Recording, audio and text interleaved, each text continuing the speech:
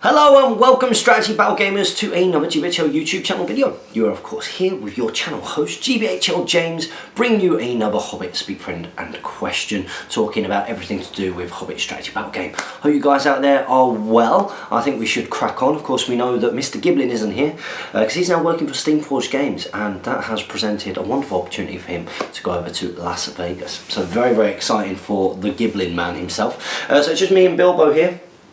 Jane has left us. She has gone to do some interviewing. So I think we're going to make this the Speak Friend and Question, where we do some tricks with Bilbo. Would you like that? Should we do some tricks? Oh, his ears have gone up. I think he's up for doing some tricks. I'll tell you what, I'll insert into some part of the video. I know that I'm usually not very good at remembering stuff like that, but I'll make sure I get it done for you guys. So this is the Speak Friend and Question to watch if you want to see Bilbo do some tricks. Okay, let's get right into it. I am doing this off of the phone. My laptop is unfortunately dead. Been a very busy day, so I will be doing it off this. It does mean that sometimes that long questions are cut off, and according to this we have 31 comments, so fingers crossed we don't miss any, but if I do, make sure that you ask in the comments below for next week's Speak Friend and Question. So we're going to start things off with Matthew Zammit. He's put first comment. I'm guessing you mean you're the first one to comment. I know that you've been on this show before. My questions for this week is about the Moria list. I've been peeping a bit at the Moria list while painting my black shields. Are dwellers really good points cost? Are they preferred to cave trolls due to fight values and special rules? Or is defense and strength more worth the few extra points for a cave troll? I have to say, in competitive lists, particularly before the Hobbit SBG changes came in, that you would probably be more likely to see dweller lists. I know that the Great British Hobbit League's Charles Sims, I know that he's a big fan of taking dwellers, and that he's won tournaments with dweller-based lists, because of course they are pretty good with the fight value. The lower defense, the lack of defense, that does make them vulnerable. It does make them vulnerable, and of course they are going to be vulnerable if they can get picked off by, you know, a hero that is going to be able to strike up and the like and take them out.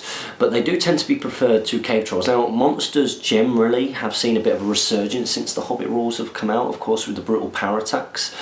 So we have seen a few more cave trolls dotted around, but I would probably say that dwellers are a bit more competitive. That fight value can make it really handy, and you know, having the extra strength isn't as much a big thing for monsters, of course, because of having rend these days. So I hope that helps with your question. Now you've got a few here. You've also put, are prowlers still seen in competitive lists? Black shields seem to have stolen the show a bit. Yeah, black shields are definitely what you see now. You don't tend to see that many prowlers these days. I think that's mainly because of course, the lower defense on the front line, but I think did they have to go two-handed now? I can't remember anyway, but I know that black shields really, when it comes to making a competitive goblin sort of infantry line, as it were, you do tend to see those with, of course, the higher defense and strength and the like. And you've got another one here as well. Are the old cavalry-based spiders any good? Got Druzag and my wogs and bats. Not sure if I should pick up a couple of spiders. Thanks, Matthew. Well, again, that same player that I mentioned before, who takes the Dwellers in Darts, Charles Sims, he very much likes using those spiders. Those old spiders are certainly a lot more competitive than the new spiders. So definitely worth thinking about. I think particularly when you give them the Venomback upgrade, they can be pretty useful. And of course, if you're taking that list and you've got Druzag in there, then having your beasties, your spiders, your wargs, your bat swarms, those kind of things, that's going to work really well together. So I would certainly recommend that you try and get hold of some of those old spiders. Not a huge fan of the models myself, I have to say, but yeah, they can be pretty good actually, and certainly a pain to deal with for anybody. So thank you for that, Matthew Zammit. Next up we've got James Chioti. James has put, hey guys, I have a rules query about Gil-galad. As his spear does not follow normal rules for spears, can it still be used to support another unit with a spear? No. That's what it means when it says that it doesn't follow the normal rules for a spear. Being that you can't support with it. So I hope that helps with that one. And then you put, and thanks for the answers to my previous question. It's about time my question for GBHL Jamie got answered. I promise I won't add another one like that again. Brilliant. Well, he's not always here, is he? He's not always in Speak Friend and Question. So asking Jamie specific ones is a risk, isn't it? It's a risk. There's a risk that it'll come to me and I'll be like, yeah, got no idea. So here we go. Next up, Sorry, every time my phone flashes out, it goes right back to the top rather than the bottom again. We've got Josh Tetley. He's put, seeing as Desolation of Stockport is my first tournament, it has to be Amicis for food. I completely agree with you. I was shocked. I was shocked when Jamie said, I think because Jamie has enjoyed sort of not being involved at all in the sort of the second tournament of the year that we have run. So, you know, when I've done the league final or when it was been re-desolation and stuff, well, I think it's because he likes competing later on in the year. You know, that's the idea behind that. I think he in turn likes the idea that the first tournament of the year is kind of his.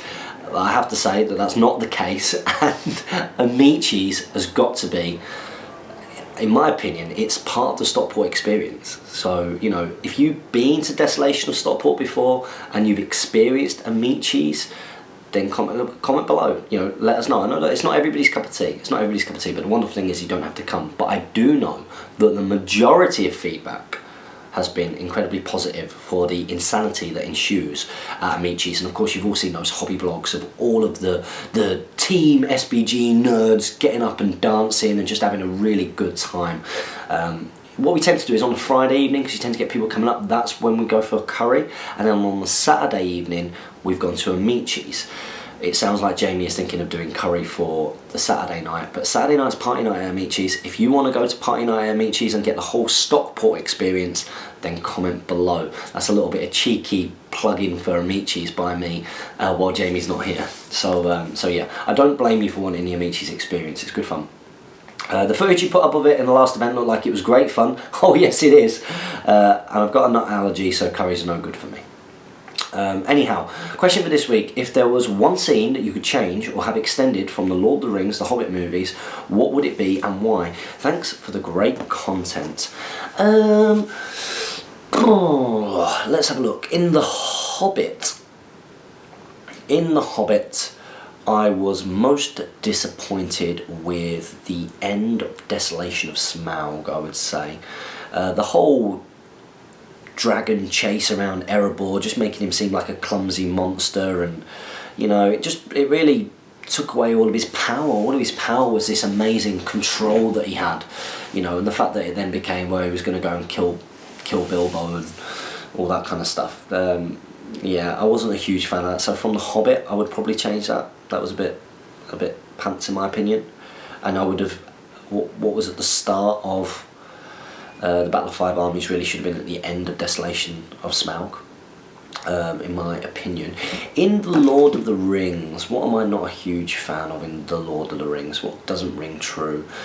I would have preferred it if the Army of the Dead didn't arrive at Pelennor Fields. If that kind of signing off was kind of done down at Pelagia, that would have been better, and maybe having the Grey Company involved. Or at least showing that what Aragorn's task was uniting the fiefdoms as well, you know, and turning up with those, because you could just do that with a couple of sort of flash scenes really, whereas a lot was made of the Army of the Dead. So I would probably change that. But be interested to see what you guys think. What would you change if you could change scenes from The Lord of the Rings and The Hobbit? So good question. So thanks for that, Josh Tetley. Next up, we've got King Boneseye. He's put no Jamie equals army list. Well, I'm not sure whether that's a good idea or not. It just means he doesn't have to read it out, but you might get better advice from Jamie. So, you know. He's put, this is the 1,000-point army of Thrall list I am building. Now, of course, King Boneseye, you know that we always have difficulty reading your list because it comes in one paragraph. So I would do my best with this. Warband 1, Saruman from Battle of Five Armies. Yeah, he's good. Warband 2, Thrain, the SBG profile with 6 Warriors of Erebor with shield, and 5 with spear and 1 with banner. Yeah, it's good. Warband 3, Thorin Oakenshield, Pony and Orcus leading 6 Warriors of Erebor with shield, 6 with spear and shield. That's good. Warband 4, Dwalin, Champion of Erebor leading 6 Warriors with shield, 6 with spear and shield. Yeah, that's good. Warband 5, Balin, yep. Same kind of warband. Thanks for the help. Durin's Son. Well, Durin's Son, I think that's pretty good. I think it's pretty good. I mean, you've got a caster there to help you at that points level. Although do bear in mind that at 1,000 points, You do tend to see like a couple of casters, but you've got a lot of very difficult to kill troops there, and some pretty good heroes. You know, Thorin being the standout, but not all of your heroes are sort of 3 and 3s, which could be a little bit of an issue. You know, they're probably going to be a little bit softer, going to come up against more magic and things, going to get shut down easier at those bigger levels. But I think that's a pretty good list. And you've got another army here at 700 points this time. This is a fun list. First, second and third warbands are led by a gunbat captain with shield, leading 5 gunbats with shield and 5 with spear. Warband 4 is a Nazgul with 2 might, 14 will, 2 fate. 5th warband is a Nazgul with 2 might, 14 will, 2 fate. Thanks, doing some. Yeah, it's a fun list, and you just want to bring that. Sounds alright, to be honest. So thank you very much for that, King Bone's Eye. Next up we've got Star Fox, and Star Fox has put, damn it James, why can't you be 24? Of course you were referring to the competition. Congratulations to the competition winners, and I apologise, Star Fox, that I am not 24. I wish I was every single day. 24 was a good place to be. Also, sorry about the spoiler. Question, has Jamie made you jealous about his trip yet? He has posted up some pictures on Facebook. I think I've been too busy to be jealous, and I'm sure I've seen something that, you know, from when he's flying home, that unfortunately they couldn't do any hot drinks on the way back home, so no tea or coffee, which sounds horrendous, to be honest. I don't think I'm jealous, because I think it's absolutely fantastic that he's got this opportunity with Steamforged. So, and Las Vegas isn't somewhere that's ever really particularly appealed to me, and I'm not just saying that because he's out there. That's it.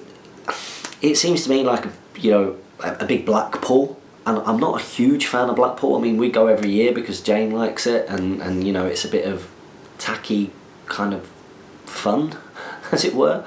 But you know, I don't eat loads of candy floss and donuts, and you know, I try these days not to smash out the fish and chips too much. And you know, there's so many times you see sort of flashing lights and that kind of thing. I guess as an experience, Las Vegas must be incredible. I mean, if any of you guys out there can tell me why I should think that Las Vegas is a great place to go. It's not somewhere that's on my list, really, I have to say. It's not somewhere where I think I would really want to go there. But fantastic opportunity for Jamie, and by all accounts it seems like he's had an absolutely amazing time. So it'd be good to have him back next week though, and we can ask him all about it, and maybe he can convince me why we should go. Okay, so thank you very much for that, Star Fox. Next up we've got Martin Smith, who's suddenly very excited for Throne of Skulls. Me too, buddy. Throne of Skulls is going to be good. Although I won't be attending, hearing that hopefully you guys will be providing hot off the presses content with regards to the future of the game. We'll certainly be trying. I have received a message saying that there won't be any filming allowed in Warhammer World for this, which is a great shame, let's face it. You know, honestly, I think that we've done an awful lot on this channel and in other places to promote strategy battle game, and I think that this has got to be a game of give and take. So hopefully maybe that decision could be reversed at some point, you never know, or at least there'd be some kind of compromise, because I think we've shown over the last few years that we've only got this system's interests at heart. We've been doing this without any kind of, you know, obviously we don't get paid to do this, we do this because of love of it, so hopefully something is given back a little bit. Regardless, I know that I'll be going outside at the end and I'll be doing some kind of content, you know, talking about where the future of the game lies, because I'm pretty sure that would stir up a huge amount of interest. I know there are people out there that, you know, are holding back off getting involved in anything because they're worried about what's going to go on. So to be able to sort of stand out and get on camera and say, look guys, this is going to be really, really, really exciting, because we don't know anything yet. You know, we don't know anything yet. We could all be really disappointed. I hope not. I'm sure it's going to be absolutely fantastic. I'm excited for the future of the hobby. I want to work alongside Games Workshop where possible to promote that. You know, there are conversations going on with regards to that. So hopefully there's a bit of give and take there, and we can provide some form of coverage to whet your guys' appetite and tell you why you should stay and stick with the Hobbit strategy battle game and Lord of the Rings strategy battle game, and hopefully Middle-earth strategy battle game. That's what we're hoping for going forwards, and why that should be the system to play. So yeah, hopefully be able to bring something to you guys. Anyway, time for another question. This is a complete hypothetical question. If you're in charge of a new Middle-earth team, what would you like to do first? This is your personal opinion and decision based on being a gamer in that position, and not a guess based on GW's current trend with their games. So would you try small runs of models that are nearly impossible to get hold of, reprint some of the source books, flesh out some of the current armies like Numenor, or would you like to start a new project into a realm of Middle-earth not currently explored? Right, okay, so if I was put in charge of the project, the first thing that I would do is as a gesture of goodwill to the community, because I think community relations are something that I think, I mean, it's not something that I've personally massively experienced. I might do at some point, but I think that GW tends to get quite a bad rep online for not being particularly good with community engagement. I do know that they are reopening things like their Facebook pages for various systems and the like, so this could be a sign that things are sort of going back to that and realising that engaging with the communities is quite important, really. You know, keeping the people that you're selling models to happy is always going to be important. So I think as a gesture of goodwill, I think that what might be a really good idea would be to get the source books and to put them up for free on the Games Workshop website in PDF format and include all of the errata stuff in there. I think that would be a really nice instant gesture to say, look guys, here we go. If you want to play this game, we understand that you can't get hold of these books anymore, but we want you to still be able to play the game. And I'd be tempted to do something like that out of Throne of Skulls. I really would. I'd be tempted to do that, even though there's nothing new been released. Say, look, things are happening that you guys are going to be really excited about, and as a gesture of goodwill to the community, we're going to do this. That's one of the things I would do. I'm not saying that they should do it. That's one of the things that I would do. I would definitely consider doing that and include all of the errata and all the changes and everything where possible. It doesn't seem to me like it would be a huge job, and the main barrier to that would be whether the licenses cover being able to have electronic copies of those books effectively online to PDFs. So that would be the first thing that I would do. The next thing that I would do is I would make the miniatures that haven't been made for the current release official miniatures. You know, it's a big area of contention, particularly at the moment, because up until very recently it did seem like the GW weren't going to be coming out with all this wonderful news. You know, it seemed like, I mean, Jamie and I have always been very, you know, you should play with the GW miniature, but of course there are miniatures out there that they haven't produced. That makes that very difficult. So we know that there are a lot of third-party people, that some of which are walking the line and targeting, you know, clearly targeting the imagery to kind of plug that gap, because they are fans and hobbyists first and foremost, not companies, and they are fans of the Lord of the Rings and Hobbit strategy battle games. They want to be able to play using minis that don't exist, and then are clearly sharing that. You know, some of those really do walk the line. Some of them are more generic, we know that. So what I would probably want is I would want Games Workshop to come out and go, right, okay, well, boom, here we go. These are all the miniatures you want. Here are Corsair Reavers. Here are Sons of Ale on foot. Here is a mounted Gil-galad. Here is Thorin Dwalin on ponies. Here's the company on ponies. You know, I'm sure there are plenty of others that I've not named there.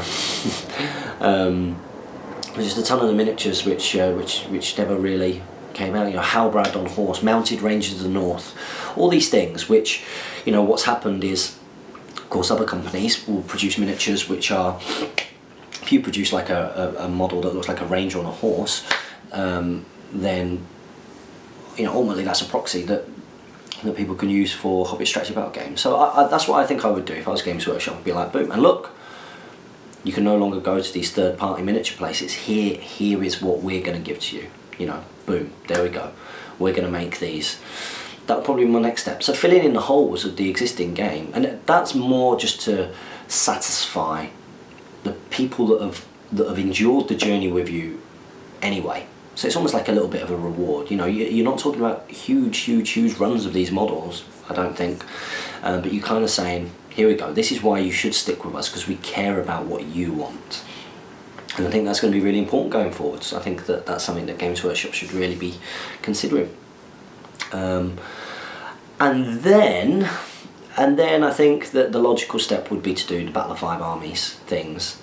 That would be a really, really good idea. And then obviously start creating new stuff, and I think creating new stuff through games and things is probably a good idea. So that's my expanded answer into that. I hope I didn't waffle on too much, probably did. So those would be, yeah, so you've got things in here like, would you try to do small orders, print out some of the source, but flesh out current armies? Yeah, fleshing out current armies would be a nice thing to do as well. You know, that's definitely where I am.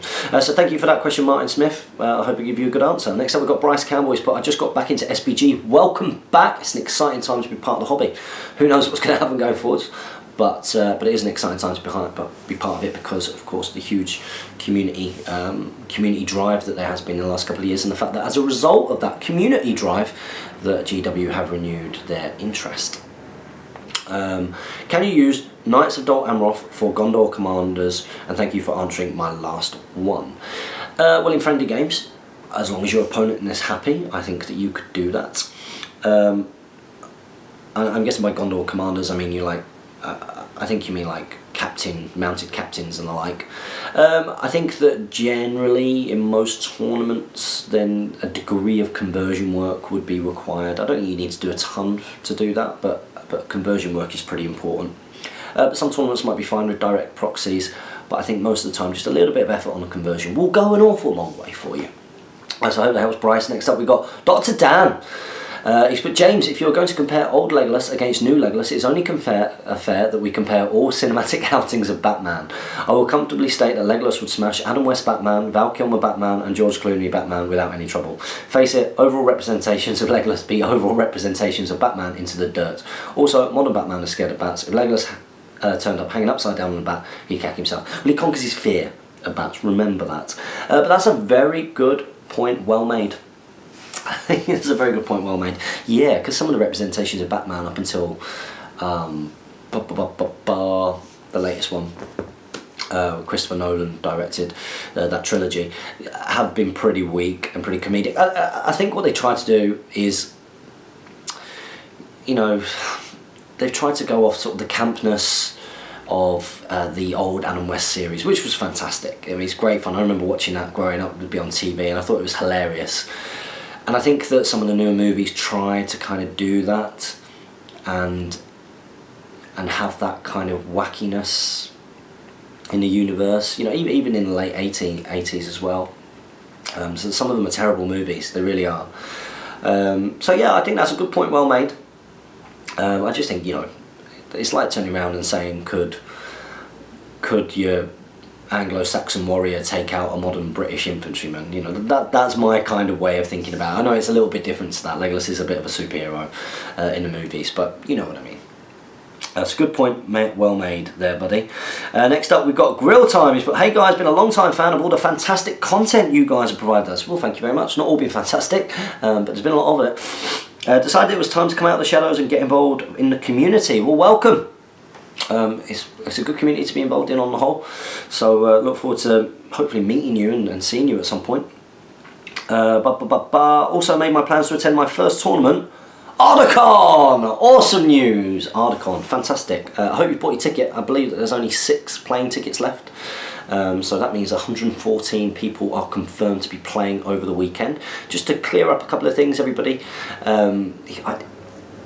I've learnt this through business. It's important to read through things. I know that people don't normally enjoy reading through things. But on the Friday evening, there is a fun event called Chaos Inada. The GT itself, which also includes the World Team Championship scorings, is going to be on the Saturday and the Sunday, and then later on the Sunday there is going to be a doubles event. So that's right, there are 2 events on the Sunday, and you can do both. You can do both. So I just want to clear that up, because I have had questions from people saying, oh well, I don't know whether to do the GT or the doubles, and it's like, well, do both. You're paying for both, come and get involved in both. The Chaos Inada should be a really good icebreaker, get everybody having fun playing with their toys and meeting people. I thought Chaos Inada at Nova from the GBHL guys was fantastic. It was really, really good fun. You know, a couple of things needed tweaking, but it was good. It was good fun. The GT is probably where a lot more of the serious stuff is going to happen. I'm not saying that everybody should turn up with competitive lists. That's not really what SBG is about. But I know that there are people that do want to represent their countries or their clubs particularly well. There won't be, again, I've had this, I'm pretty sure that because this has been held in the UK and is part of the Great British Hobbit League, that there will be numerous teams representing GB and England. There's no one team England for anybody who's been asking that. Just like there wouldn't be any one team Germany if Germany sent over, you know, a couple of squads of 8 people. It's just that it will be your team wins and you are representing this country. So that's how that works. It'd be the same if there was an Irish team and the like. If there's an Irish team, if there are 2 Irish teams, then both represent Ireland. You don't pick one and the like. So that's how it works. Also, for anybody who has, I know that this was something that the Plantier guy said, I know it's something that Jamie also had a sulk about the whole idea with the World Team Championships, that in the first 4 out of the 6 games you would avoid fellow players from your own team. Well, of course, that makes absolute sense. It makes absolute sense. And I know that people like to moan, don't they? You know, people do like to moan.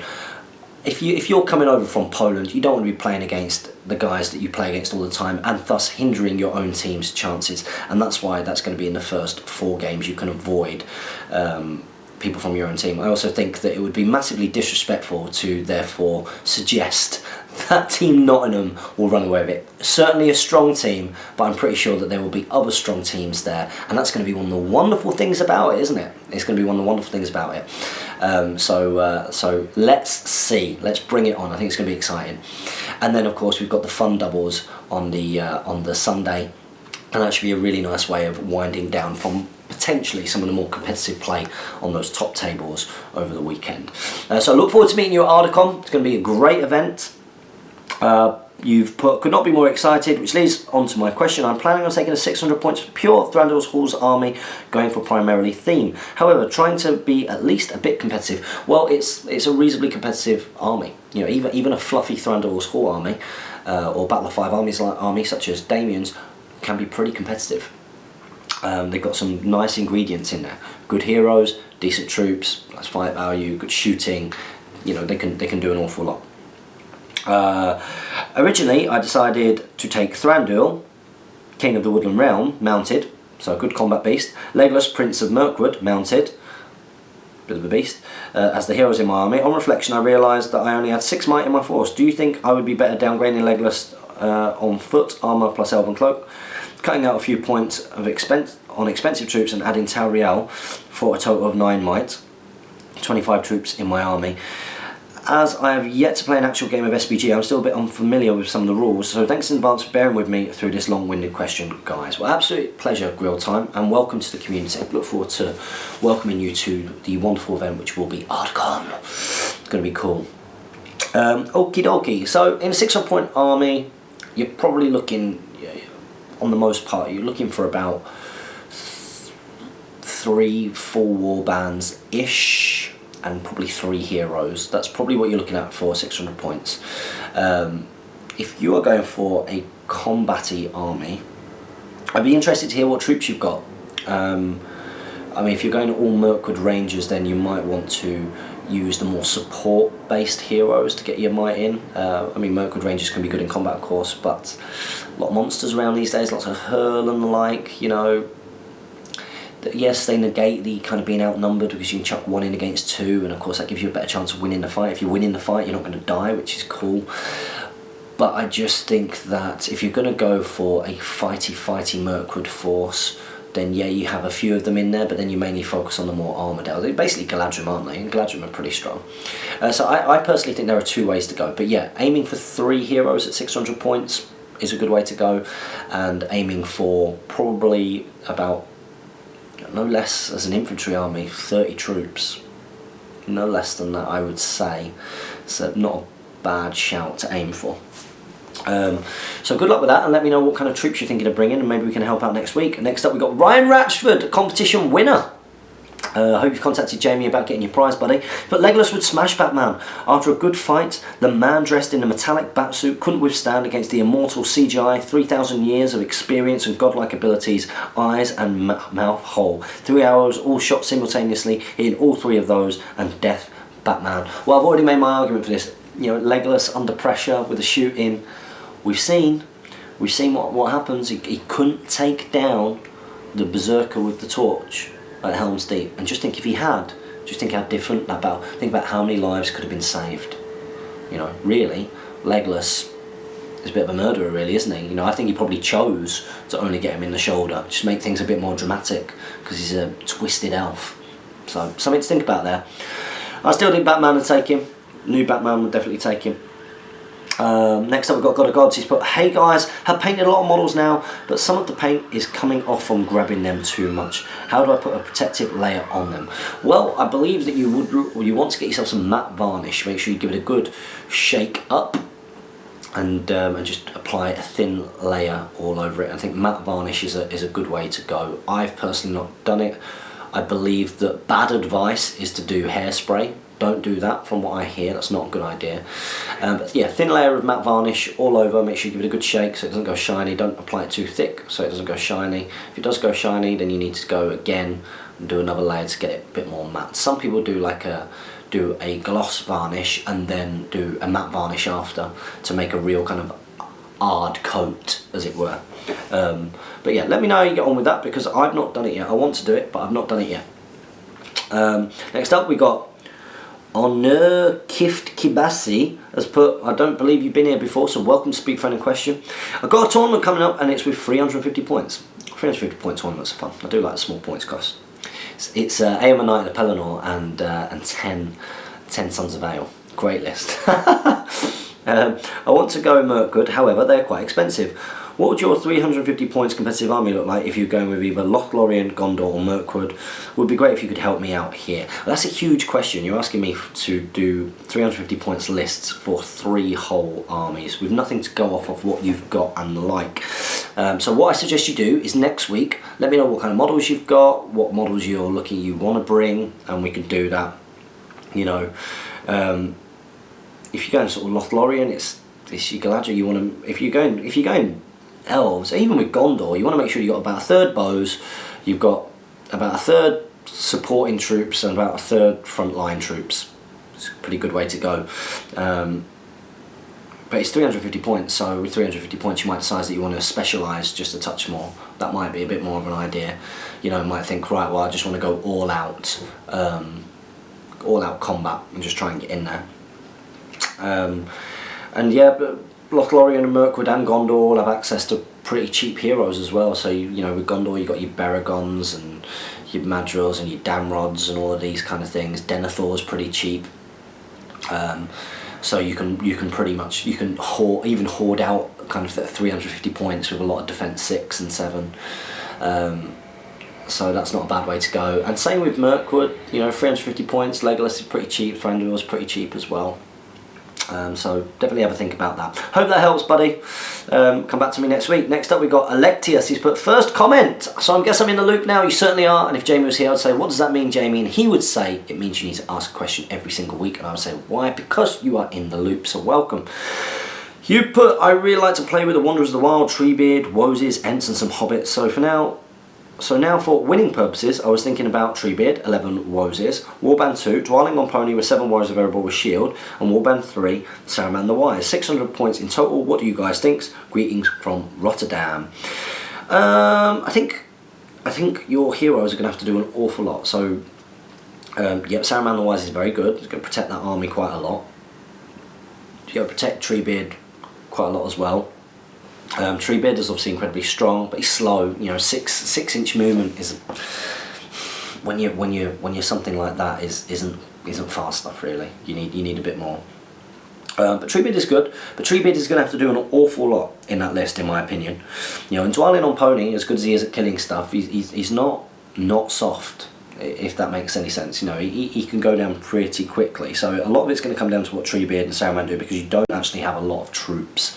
And I think your lack of troops is going to be a bit of an issue there. So you're relying very heavily on Saruman and Treebeard doing loads. Your troops would effectively just, you would almost not want to get your troops in combat until Treebeard had done an awful lot himself, just because you've not got a lot there. So I hope that helps.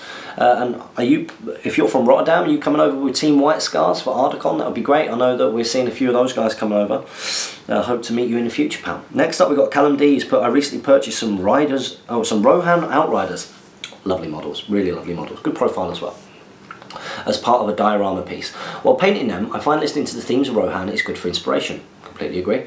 Yourselves, do you find listening to music or looking at the scenery of an army helps you for inspiration? Thanks, guys. Love it as always. I'm glad you're enjoying it, matey. Yeah, I love putting an audiobook on, like putting Lord of the Rings audiobook on, or for inspiration, sometimes I will actually put up pictures of the of what they look like in the film, or even artwork and the like.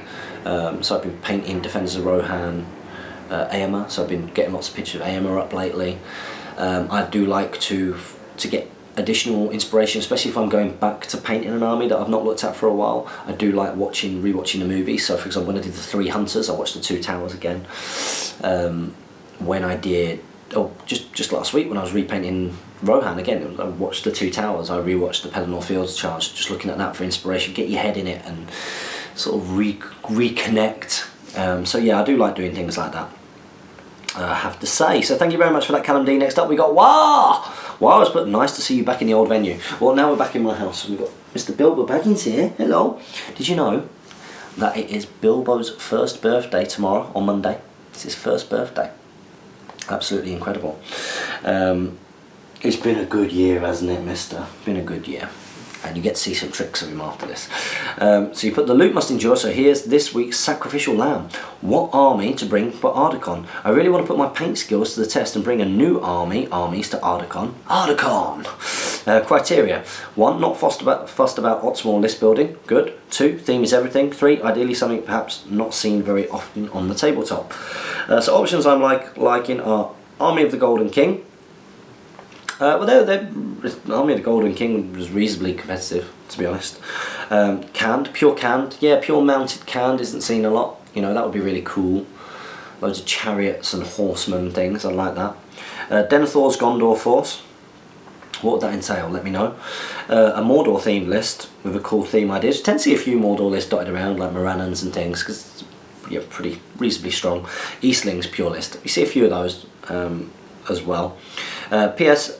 As always, thanks for enriching my hobby love, Ardacon. Now, I'm glad that you're excited, matey, and that you're looking to come. I think out of all of those, the one that would be the rarest and coolest for me personally to see would be to see a fully mounted canned army. That's what I want to see. Just all of the mounted troops, loads of chariots and everything. I think that would look really, really cool. So that's my own personal preference. But of course, it's going to be down to what you want to paint. We got Martin Smith-Gill. Hang on a minute, you've already done this question, so I'll skip past that. Here we go. Next up, we got Daniel Theory, and Daniel has put, "Hey guys, I think I'm much like you with dice. They are often subbed out." Yeah, this one isn't rolling very well, and you're getting retired. I have pools of coloured dice and only use certain dice for certain things. Fantasy related black dice were for magic, blue dice for combat, and so on. I feel like the extra inputs have further tipped the scales in favour of Batman. 100% I would choose over Legolas. I'm glad to see that there's another Batman fan and another person out there who has weird dice superstitions. Question: what is the one thing, if you had direct power over the Lord of the Rings trilogy and then the Hobbit trilogy, you would change or add in? A new scene, for example, or redoing an existing one? Thank you kindly. Well, I think I've already answered this question before. I think we answered this question in this very Speak Friend and question. So I think you've already heard things I would change. Army of the Dead in Lord of the Rings, sweeping over Pelennor Fields, not my cup of tea. And in the Hobbit, the chasing of Smaug around, and then like when he leaves in a strop, I wasn't into that really. Not my.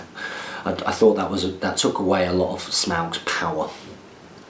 So there we go, that's that answered again. Next up we've got Nathan Dodson, who's, but hey guys, thanks for answering my question. I feel that my main issue with painting was that I had a very limited amount of acrylic paints that aren't very good quality and didn't have a great range of colours. This would mean that I'd have to do a lot of mixing to get the right tone, and this took forever. I reckon that it took me about 10 hours just to paint Aragorn because of this. I think 10 hours painting time isn't horrendous. Is that in one go? You know, if you're putting in a load of time, I don't know. I would have to time how long it takes me to paint an individual model, an individual hero to standard. Maybe I should do that sometime. Quite interesting. I've now purchased some 30 odd Citadel paints that should be coming soon, so hopefully that'll fix that problem. Yeah, it should do. My question for this week is about washes. I have no idea where to start with them. Could you do a real simple explanation about what they are and how to use them? Thanks ever so much.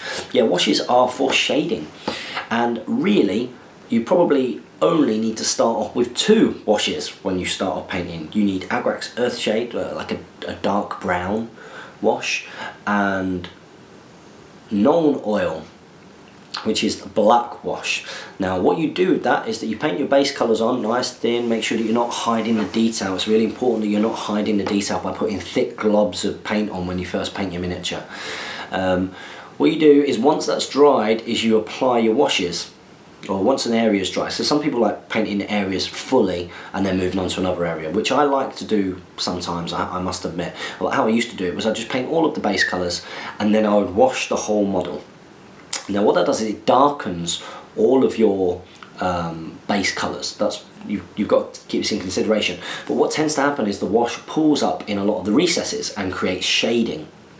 Okay, so at that point, once that shading is created, you start to get depth in the miniature and it really picks out a lot of the detail. So sometimes people will do just literally put base colours on and shade a miniature because you can instantly bring it to life. Instantly, like washes are, you know, they are magic. You can make your own washes as well.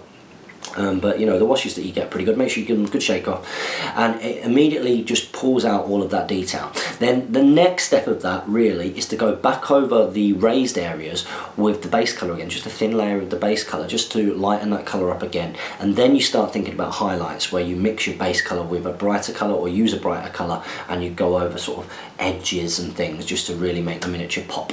But yeah, washes are fantastic. I would not paint a miniature without them personally. I'm sure there are ways of doing it, but I personally wouldn't myself at my level. Also, do you guys ever feel regret when you think about how close the twins were to making it into the Fellowship? I do. Merry and Pippin are useless from a wargaming standpoint. Imagine them in the films. They would be kicking butt instead of being no-shows. Well, remember, they're not. They do a lot of work up in Arnor, and they do come down with the Grey Company. I'm sure they come down with the Grey Company with Halbrand and the like. I don't hear. No, I'm glad Merry and Pippin were there. You know, they are a very important part of the story. Merry and Pippin give us all of, you know, they give us the Boromir death scene. They give us the whole line of the 3 hunters going across. You know, as a result of Merry and Pippin being there, the Ents destroy Isengard. That wouldn't have happened otherwise. These are things to think about. You know, Aragorn and co probably wouldn't have ended up in Rohan as a result. Rohan would likely have been destroyed by Isengard if it hadn't been for Merry and Pippin. You know, that's something that you've got to really think about. And then think later on down the line, think about Sauron might not have struck if he hadn't have seen Merry in the Palantir, holding on to the Palantir, and suddenly thinking that the ring was there with them. So those are other things to think about. If Merry and Pippin hadn't have gone, the Witch King might not have died, because they wouldn't have been stabbed with the swords from the Baron Dynamite, the ancient swords of the Westerners. So there are so many things that happened. If Pippin hadn't have been there, Faramir probably would have died. So they play a huge part, you know. They play a huge part in the whole trilogy. So I would not replace them. Certainly not. Let's have a little look. Next up we have got the Norwegian Viking, Andreas. Hey. He's put, hey guys, sorry for missing out on last week's comments. I have been out training a bunch of weekend soldiers until today and totally missed out on the comments. Are you in the military? Are you in the military? Is that what you mean? Weekend soldiers? If you do like reserves and stuff, let me know. Amicis versus Curry. I want the whole experience of DOS. I agree. And if you want the whole Desolation of Stockport experience, then it's got to be Amicis on the Saturday night and the curry on the Friday night. That's my personal opinion. It's my personal opinion. Jamie's taken a bit more of the lead on this one, but I would say that it's got to be a meat cheese. My personal opinion. Next up, we've got Philip Curran. He's put, thank you, James, for the information last week on ways that you can improve on my running abilities. Yep, I believe you sent me an email as well. I've not got back to you yet because I've had a ton of people in this week because I have just launched a new sort of 6 weeks to success package course. So I've had a lot of people coming in for that. So it's been a really busy week. But I will get back to you eventually. And Jamie, sorry for my previous question, had you wishing that you were anywhere else in the world except sitting next to James and hearing him talk about fitness. Yeah, Jamie doesn't like fitness really. I think that after watching Jamie withdraw into his hoodie last week, my question will have to be if he can do his best Kenny from South Park impression. Well, we know he's not here this week, so he can't do that for you now. But pretty much what Kenny does, isn't it? And then dies. I think Kenny's probably my favourite South Park character, actually. Thank you very much for that, Philip. Next up, we've got Joseph Hartley. He's put, hi guys, nice to see Jamie back at long last, even if you won't be here to answer my question. Yeah, he's part-timer these days, isn't he? Part-timer Jamie.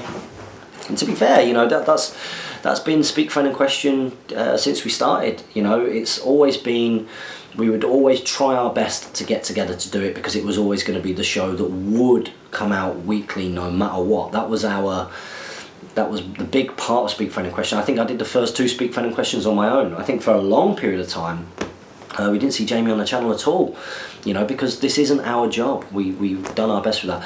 I know that you've all seen Jamie a lot more recently because, of course, he left his job at Lego and you guys supported him on Patreon, so he's been able to do more on the channel. I do miss him when he's not here for Speak Friend and Question, I must admit. It's always nice when we do manage to get together. I must say, you put, my question this week is, how do you paint skin? I always really struggle with it. I paint skin, I use rat skin flesh first. I then put a wash of Agrax Earthshade, which is the brown wash. When that's dried, I then do rat skin flesh on the raised area again. I then mix a 50-50 of rat skin flesh with Ungor flesh, which is a paler elven flesh.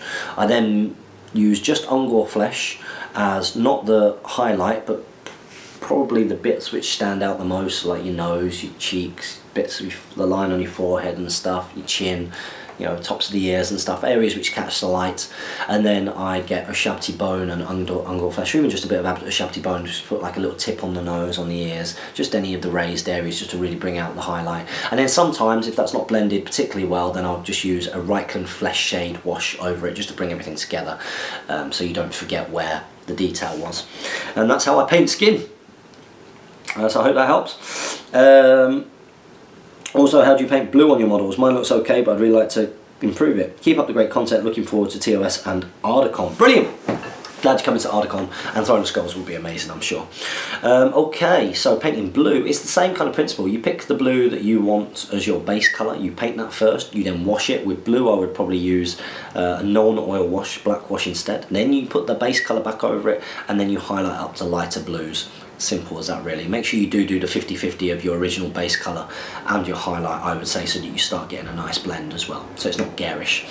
So I hope that helps there, matey. Next up, we've got John Reeves. He's put, as always, great content. I can't wait to hear what's in store for the game ahead. Yeah, me neither. It's exciting. My question for this week is, why are some troops given a shoot value but no option of a bow or spear is given, such as Sons of Ale, Ammonite Napoleon, off the top of my head? Been part of this game since 2003, on and off. Thanks y'all for bringing me back into it again.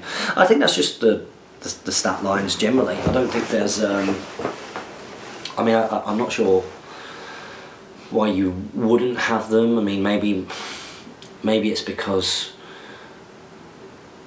I don't know, you know, were there ever rules for them being able to pick things up, pick war gear up, maybe go more along that kind of battle companies kind of style of play, Mordheimy stuff? I don't know. But I think it's good that they've all got a shoot value, you know, because it's the stat that they have. They happen not to have the equipment. I think that's what it kind of represents. And I think also because there are so many things that you have the option to take a bow, you know, and so if you've got the option to take a bow, option to take it, you know, if you just give all warriors and all heroes the option, then just keeps things simpler, I think. So there, thank you very much for that question. We've only got a few more. Next up we've got Ian the Beast. He's put, okay, my friend is definitely going. I just have to convince my parents to let me go. We are an 8-hour drive away, but he wants to fly. I think you're talking about the Nova Open. Do it, do it, do it, do it. You'll have a great time. I would take an Arnor list of Aragorn with Elven Cloak leading 12 Rangers with Spear, my favourite troop. Malbeth leading 5 Warriors of Arnor, 5 Rangers, 4 with Spear. Elladan and Elra here leading 11 Warriors and 2 Rangers of the North. Would this work well, and what list would you suggest for my friend? He's thinking about Wood Elves, but he wants to bring High Elves. About us, we are 16 and have been playing the game for around 3 years. Brilliant. We are based in the middle of Tennessee. And about last week's question, Batman, all he has to do is lift his arm in front of his face and he is invincible from getting shot in the face. Very true. Very, very, very true. Another Batman fan there. Well, brilliant that you've been playing the game for so long, and fantastic that you're looking to get involved in the community. Not just over here, but over in America. Getting yourselves over to the Nova Open.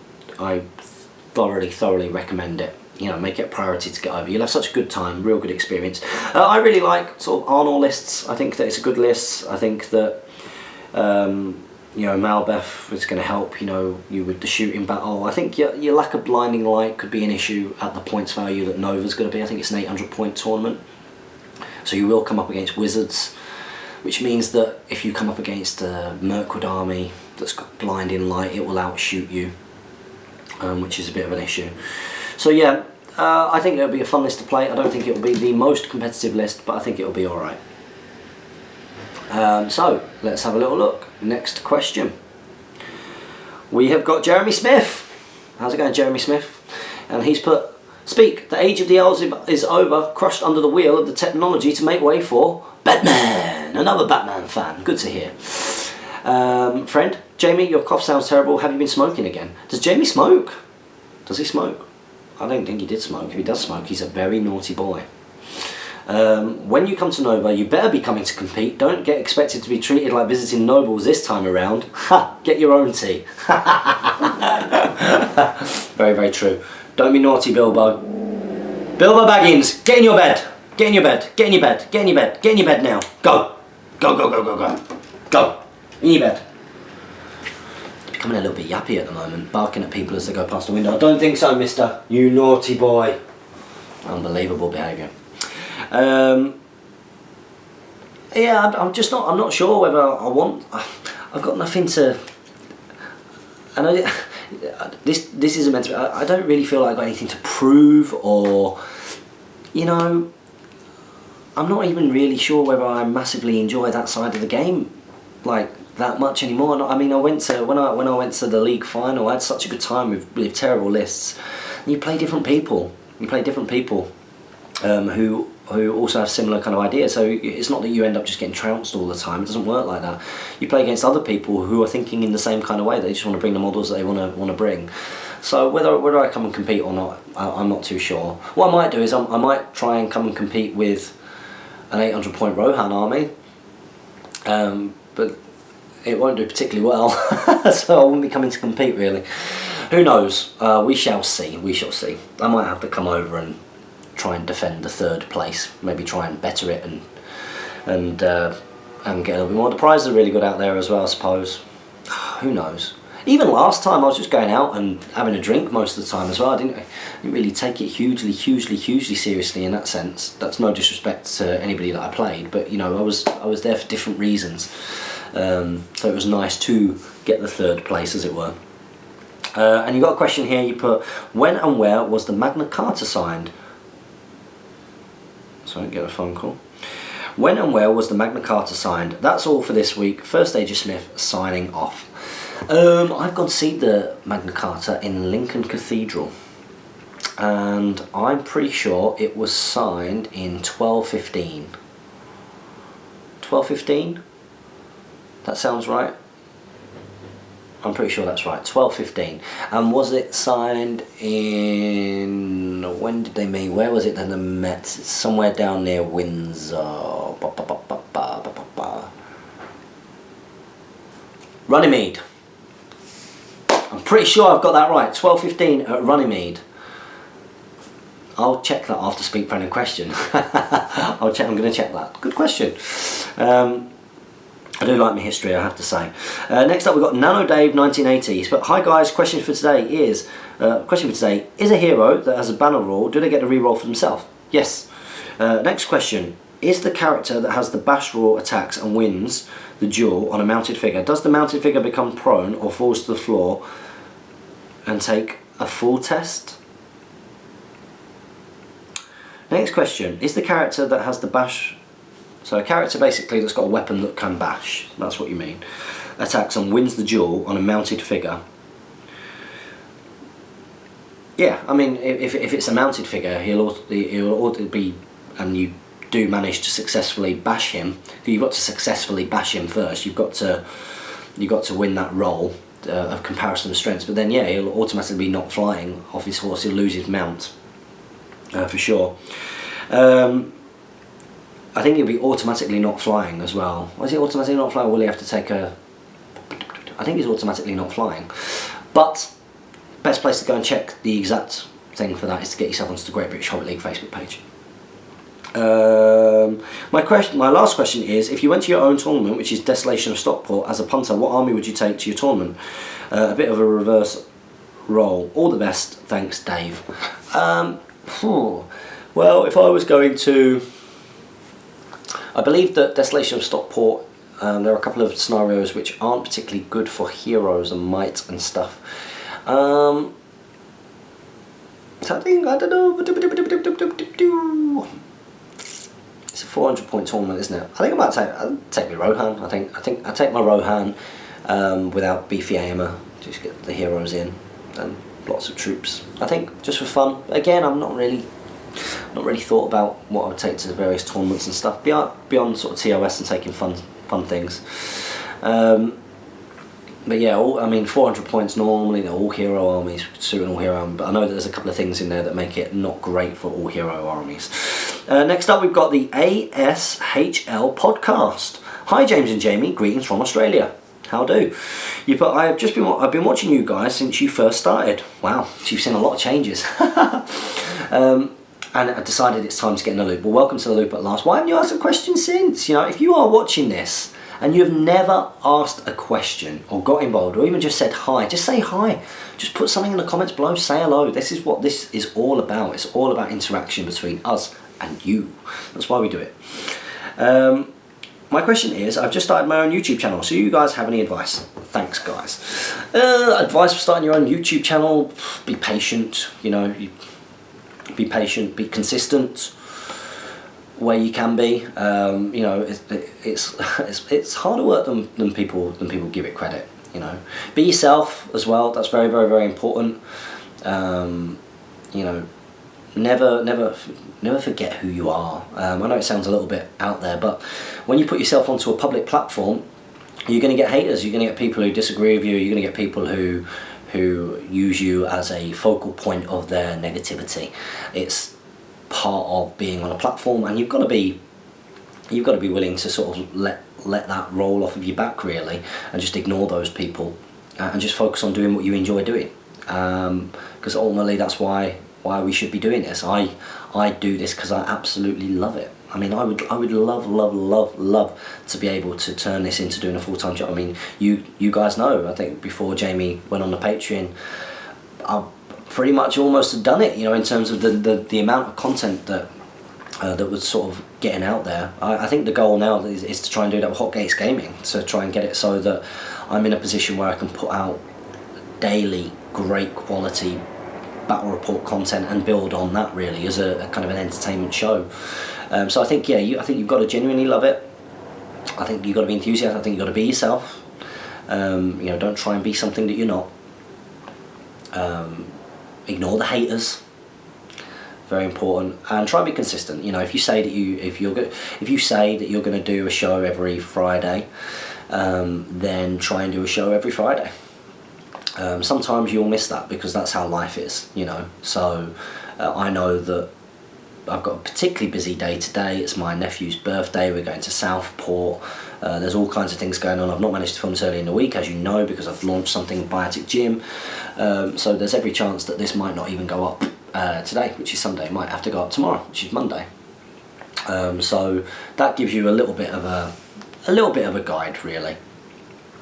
I hope that helps, and good luck with the, I'm guessing, what's that, the Australian, what's the Ashley? You'll have to let me know what that means. Next up, well, we've got 2 more questions. We've got Wang11. He's put, hi guys, not commented for a while. Good to have you back. He's put, I've got my exams in a month. Good luck. I've been trying to build a themed Army of the Dead list and came out with this 800 points list. Aragorn, Strider on horse, armour, elven cloak, and bow. That's cool. Legolas on horse, armour, elven cloak. Gimli with elven cloak, leading King of the Dead, leading 10 Warriors of the Dead, and the Captain of Dol Amroth, painted Army of the Dead colour, leading 10 Warriors of the Dead. Thanks, guys. Sounds really good fun. Sounds really good themey fun. I would love to see that on the table. I've seen a few out there, I think, because I do think it's a cool theme. I'm personally not a fan of the Army of the Dead, but I think it's a cool theme to go with, and that's the way to do it. Because of course there's no Captain of the Dead, which is an issue. It's an issue. That would be one of the ones that I'd get Games Workshop to do. Just, you know, looking through it and going, where are the holes? Where are the holes?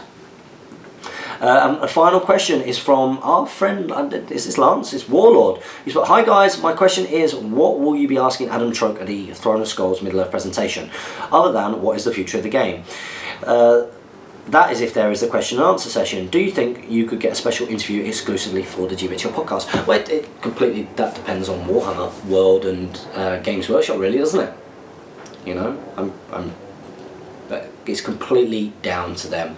I would love to do that for you guys. I would love to do it, and I think that it would be a wonderful gesture from the guys at Games Workshop, as a way of almost saying thank you for everything that not just we as a channel have done over the past couple of years, you know, and done for free out of love of the game, but also a way of sort of rewarding the community. But we shall see. They might not want to do that. That's their prerogative, isn't it? It's their, you know, it's their business, what they want to do and what they don't want to do. So yeah, if we could do that, that would be great. What would I ask in a question thing? I guess it depends what is put in front of us in the first place. So, you know, I think there will be things that we are interested in knowing, such as, will strategy battle game itself, the system, continue? Will there be updates on those rules at any point? You know, are we going to see things like that, like updated rules as it goes on, or is it going to be left alone? Are we going to see new miniatures for the game and stuff? Yeah, that's all well and good. Is it going to be boxed games and things that we're going to have in the future? Will they correlate with? Will they ever go back over and look at making profiles for the old game? Also, what IP are they working off?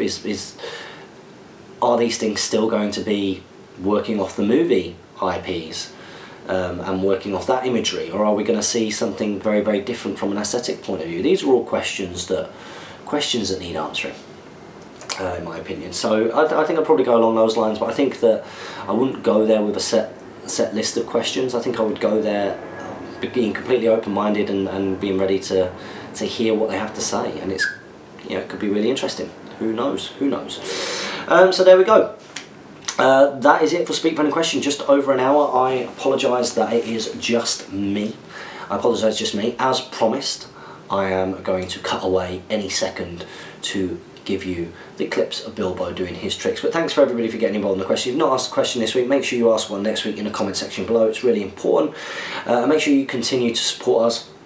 We do really appreciate it by commenting, liking, sharing and subscribing. Support your Hobbit host. If you want to support me, get yourself over onto Hot Gates Gaming and the Patreon there. I will be doing more Adventures in Arda coming up soon. We've got some exciting things for everybody who's into strategy battle game over in that place. Also, getting involved in our Twitter and Facebook are helpful and important. And continue to support your Hobbit hobby. And happy strategy battle gaming. Here is Bilbo doing his tricks. So I hope you're all ready for the Bilbo show. I shall do my best to get this on our camera. Okay, Bilbo, are you ready for some tricks, matey? You ready for some tricks? Okay, Bilbo, you ready? Okay, Bilbo, sit. Good boy, Paul. Good boy, good boy. Okay, Bilbo, you ready? Bilbo, lie down. Good boy. Good boy. What a good boy. Creep. Good boy.